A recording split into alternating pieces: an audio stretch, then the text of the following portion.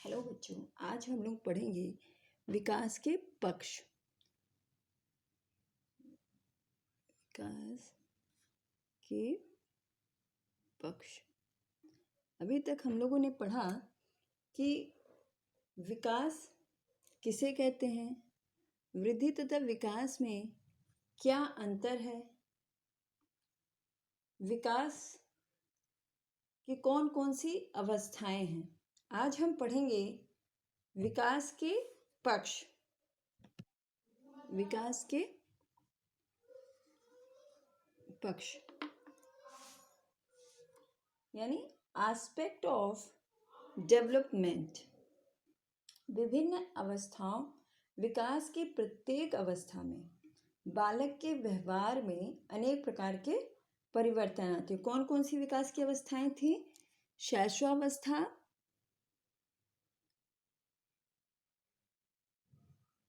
शैशवावस्था थी, और कौन सा था?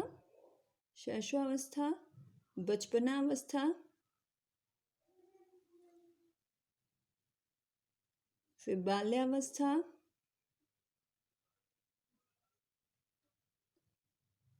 किशोरावस्था,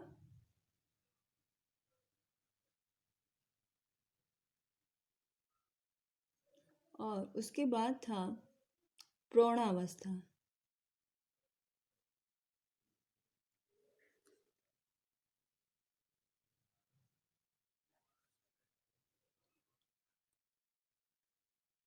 प्रौढ़ावस्था, तो ये हमारी थी विकास की अवस्थाएं। तो इस प्रत्येक विकास की अवस्था में अनेक प्रकार के परिवर्तन होते हैं। बालक के व्यवहार में होने वाले परिवर्तनों के आधार पर विकास के जो है निम्नलिखित पक्ष बताए गए हैं। अब हम लोग प्रत्येक पक्ष के बारे में अलग अलग डिस्कस करेंगे। सबसे पहला पक्ष है शारीरिक विकास।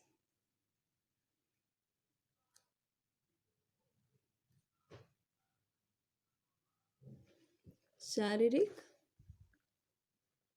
विकास।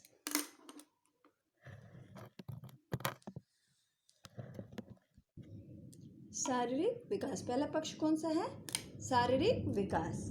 बालक के विकास का यह एक महत्वपूर्ण पक्ष है। शारीरिक विकास, बालक का शारीरिक विकास उसके समस्त प्रकार के व्यवहार के साथ साथ विकास के अन्य सभी पक्षों को भी सार्थक रूप से प्रभावित करता है। कहने का तात्पर्य है कि विकास जो है, शारीरिक विकास जो है, यह बालक के व्यवहार, व्यक्ति के व्यवहार को तो प्रभावित करता ही करता है, इसके साथ ही साथ जो दूसरे पक्ष हैं, विकास के जो दूसरे पक्ष हैं, जैसे मानसिक विकास, संवेगात्मक विकास, नैतिक विकास, सामाजिक विकास, उन सब को भी प्रभावित करते हैं, उन सब पर इसका प्रभाव पड़ता है। शारीरिक विकास के अंतर्गत शरीर रचना, स्नायु मंडल, मांसपेशियां, वृद्धि, गामक तंत्र यानी कि क्रियात्मक तंत्र, अंतःस्रावी ग्रंथियां आदि प्रमुख रूप से आती हैं। ये सारी चीजें जो हैं शारीरिक विकास में सम्मिलित होती हैं, क्योंकि बालक के शारीरिक विकास का उसके मानसिक तथा सामाजिक विकास पर स्पष्ट प्रभाव पड़ता है। किस पे? मानसिक विकास पर और उसके सामाजिक विकास पर इसका स्पष्ट प्रभाव पड़ता है। इसलिए शैक्षिक दृष्टि से बालक के लिए शिक्षा अत्यंत महत्वपूर्ण है। तो इसलिए शैक्षिक दृष्टि से बालक के शारीरिक विकास को अत्यधिक महत्वपूर्ण स्वीकार किया गया है। गति एवं प्रकृति की दृष्टि से, गति एवं प्रकृति की दृष्टि से विकास की विभिन्न अवस्थाओं में, विकास की विभिन्न अवस्थाओं के बारे में ये सारे जो है क्या है? अवस्थाएं हैं। तो बालक के शारीरिक विकास को अत्यधिक महत्वपूर्ण स्वीकार किया गया है। गति एवं प्रकृति की दृष्टि से विकास की विभिन्न अवस्थाओं में शारीरिक विकास की प्रक्रिया कुछ ना कुछ भिन्न होती है। यानी कि शैशवावस्था में कुछ विशेषता पाई जाती है शारीरिक विकास की, तथा बचपनावस्था में दूसरी विशेषताएं पाई जाती। मतलब सब जो है शारीरिक विकास जो है हर अवस्था में कुछ अलग होता है। तो इस प्रकार भिन्न होती है। तो दूसरी अब हमारी है विकास का पक्ष दूसरा कौन सा है? मानसिक विकास।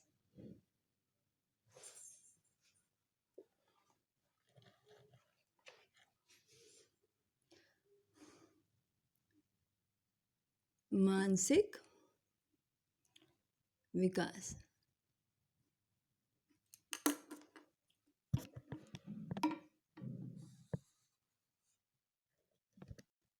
दूसरी विकास का पक्ष कौन सा है? मानसिक विकास यानी मेंटल डेवलपमेंट।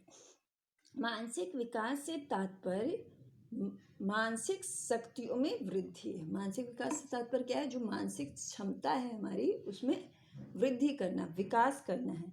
इसके अंतर्गत संवेदनशीलता, प्रत्यक्षीकरण, संवेदनशीलता, प्रत्यक्षीकरण, प्रत्यय निर्माण, अवलोकन, किसी चीज का निरीक्षण करना, ध्यान, स्मृति, कल्पना, चिंता, तर्क, निर्णय, बुद्धि, भाषा, अधिगम क्षमता आदि संज्ञानात्मक शक्तियां आती हैं। कौन कौन सी शक्तियां आती हैं?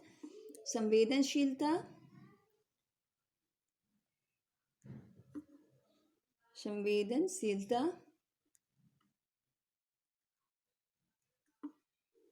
फिर आता है प्रत्यक्षीकरण,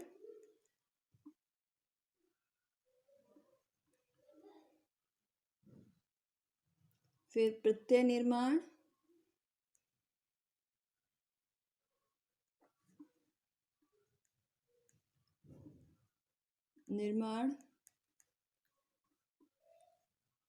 फिर अवलोकन,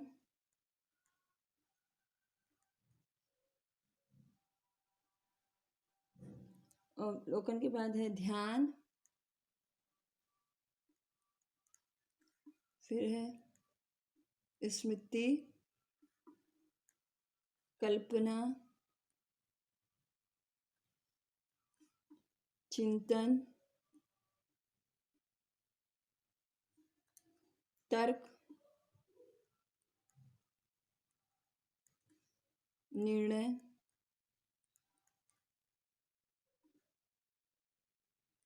बुद्धि, भाषा,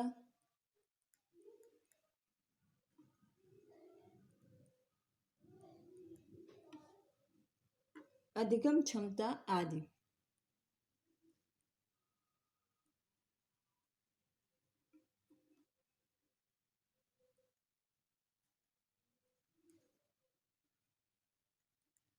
ये सारी क्या है? हमारी संज्ञानात्मक शक्तियां यानी मानसिक शक्तियां हैं। संवेदनशीलता, प्रत्यक्षीकरण, प्रत्यय निर्माण, अवलोकन, ध्यान, स्मृति, कल्पना, चिंतन, तर्क, निर्णय, बुद्धि, भाषा और अधिगम क्षमता, ये सब हमारी संज्ञानात्मक शक्तियां हैं। जन्म के समय शिशु का मस्तिष्क जो होता है वो क्या होता है?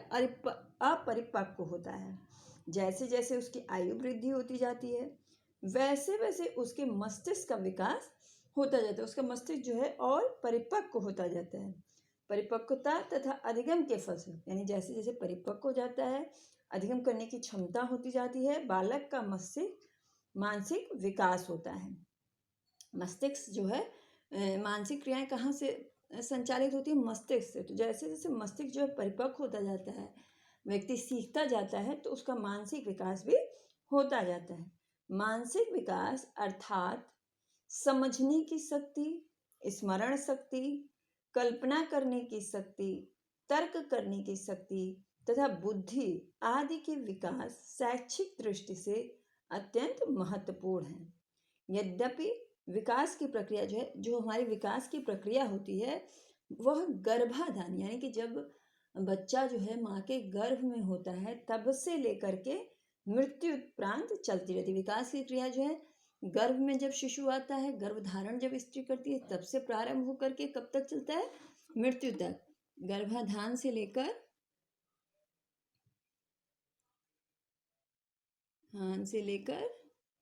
मृत्यु तक।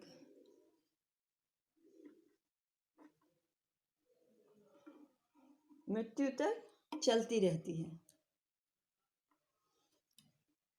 फिर आता है हमारा नेक्स्ट है, ये पहला हो गया शारीरिक विकास, फिर मानसिक विकास और उसके बाद है हमारा सामाजिक विकास। सामाजिक विकास।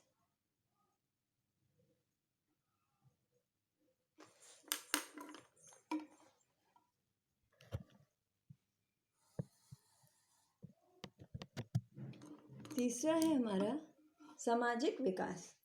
इसमें कहा गया है कि जन्म के समय जो है शिशु में सामाजिकता लगभग शून्य होती है, यानी कि उसके अंदर, शिशु के अंदर सामाजिकता नहीं होती है।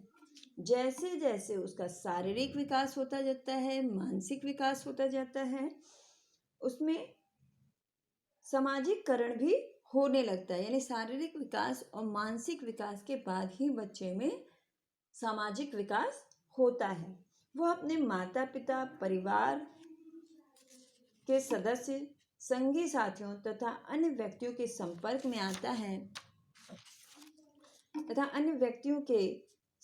में आता है जिसके फलस्वरूप वो सामाजिक परंपराओं, मान्यताओं, रूढ़ियों के आदि के अनुरूप व्यवहार करना सीख जाते हैं। यानी कि जो भी समाज द्वारा जो परंपराएं बनाई गई हैं, जो मान्यताएं हैं, जो नियम हैं, उनको धीरे धीरे जैसे जैसे उसका शारीरिक विकास, मानसिक विकास हो जाता है, वो धीरे धीरे उन परंपराओं को अपनाता जाता है, मानता जाता है तथा सामाजिक जगत में वह अपने आप को समायोजित करने का प्रयास करते हैं। यानी अपने आसपास के वातावरण से, समाज से समायोजित करने, उसमें घुलने मिलने का प्रयास करने लगता है।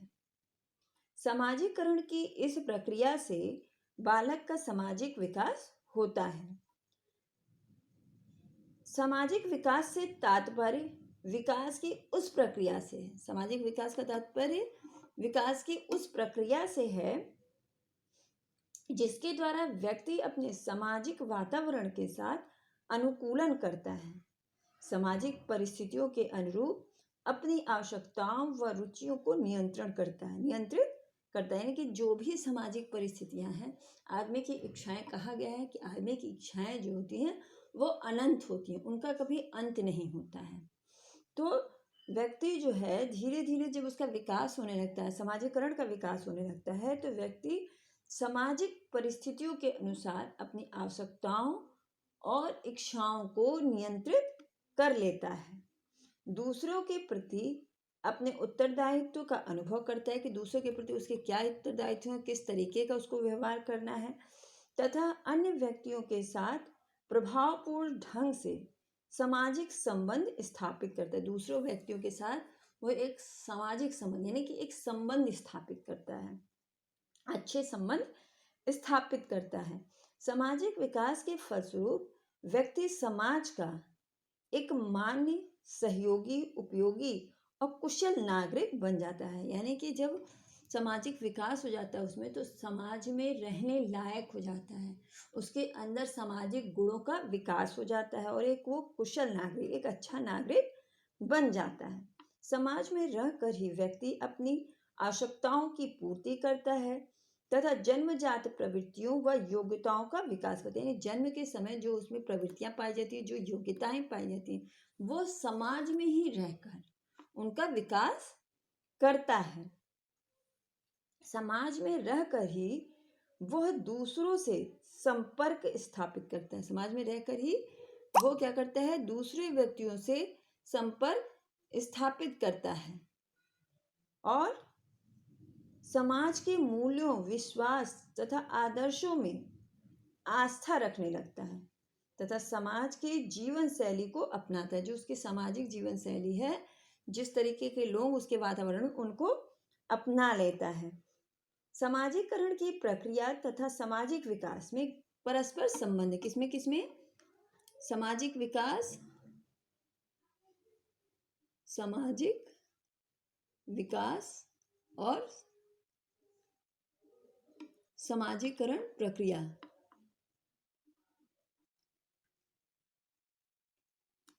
सामाजिक विकास और सामाजिकरण की प्रक्रिया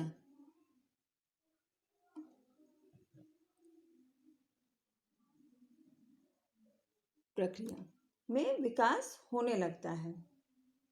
बहुत संबंध है। सामाजिकरण की प्रक्रिया बालक के सामाजिक विकास को गति प्रदान करती है। घर, परिवार, पड़ोस, मित्र मंडली, विद्यालय, समुदाय, जनसंचार साधन तथा राजनीतिक व सामाजिक संस्थाएं बालक के सामाजिकरण को समृद्ध करती हैं। ये सारी जो संस्थाएं हैं, जो उसके दोस्त हैं, मित्र हैं, विद्यालय है, आस पड़ोस है, परिवार, ये सारे लोग मिलकर के उसके सामाजिकरण प्रक्रिया को विकसित करते हैं। नेक्स्ट है हमारा चौथा संवेगात्मक विकास।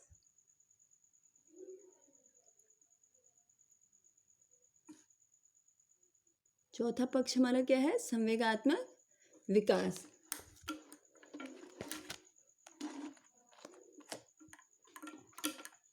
चौथा है हमारा संवेगात्मक विकास। प्रत्येक व्यक्ति अपने जीवन में समय समय पर क्रोध, भय, हर्ष, घृणा, प्रेम, वासना, लोभ आदि भावनाओं का अनुभव करता है।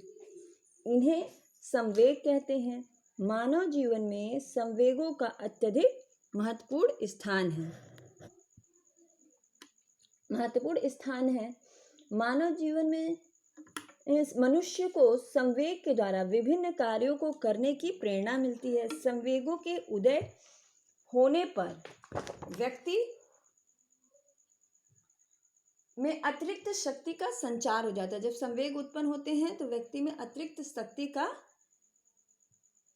उदय हो जाता है, उत्पन्न हो जाता है, तथा वो ऐसे ऐसे कार्य कर दिखाता है जो सामान्य स्थिति में उसके लिए संभव नहीं है। भय की स्थिति में व्यक्ति कभी कभी ऊंचे नीचे गड्ढे तथा नालों को लांघ जाता है।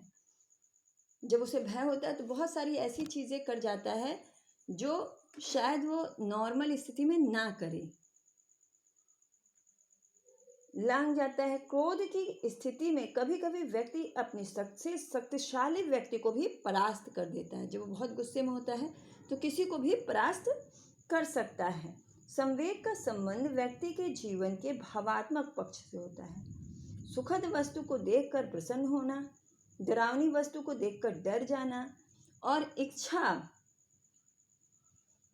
के विपरीत कार्य करने पर क्रोधित होना। जब किसी की इच्छा के विपरीत कार्य करना पड़ता है तो बहुत अधिक क्रोधित हो जाता है। खराब वस्तु को देखकर घृणा आना, खराब वस्तु को देखकर घृणा करना तथा दूसरों को अभावग्रस्त देखकर दया के भाव उत्पन्न करना, यही संवेगात्मक स्थिति के कुछ उदाहरण हैं। संवेग के उत्पन्न होने पर व्यक्ति की शारीरिक और मानसिक स्थितियों में परिवर्तन हो जाता है। जब संवेग उत्पन्न होता है तो व्यक्ति की शारीरिक और मानसिक स्थितियों में परिवर्तन आ जाता है, वो बहुत अधिक क्रोधित हो जाता है। संवेगात्मक स्थिति में बुद्धि व विवेक का व्यक्ति के व्यवहार पर अंकुश नहीं रहता है। यानी जब संवेग उत्पन्न होते हैं तो व्यक्ति के बुद्धि जो है वो काम नहीं करती है। उचित अनुचित का ज्ञान नहीं होता है, क्या सही है क्या गलत है इसका भी वो ज्ञान भूल जाते हैं, इसका भी ज्ञान उन्हें नहीं रहता है। बहुत अधिक कार्य, जब एक ओर जहाँ संवेगों की सहायता से व्यक्ति साहसिक तथा प्रशंसनिक कार्य करता है, वहीं दूसरी ओर संवेग के वशीभूत होकर कभी कभी वो पशुवत तथा निंदनीय कार्य कर देता है। यानी कि कुछ ऐसे कार्य कर देता है जो उसे नहीं करने होते हैं। फिर पांचवा है हमारा नैतिक विकास।